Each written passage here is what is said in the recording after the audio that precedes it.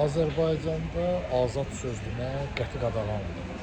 Sənin istəyir 20 yaşın olsun, istəyir 30, istəyir 40, 50, 60, 70. Xülasə, baxın bu gün. Filan uşaq oğurluq elədi, tutuldu. Neynəsin, neynəməlidir? Məcburdur gedib oğurluq eləyir. Yetməz qüdrət neynəməlidir? Çıxdı, danışdı. Açsın zavodun, fabrikin. Millət geçsin, işləsin.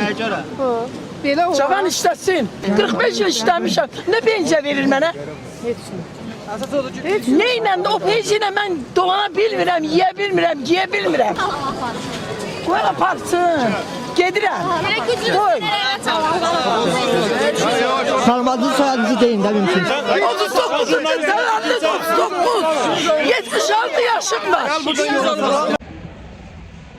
Bu günləri bu yaşlı nənəni polislər aparır. Polis bölməsinə. Niyə? Düz sözü deyir. Azərbaycanda düz söz yaranır. Azərbaycanda gəlib yaltaq olasan, bu hakimiyyətə yaltaq olasan. Onda bəlkə nəsə olar.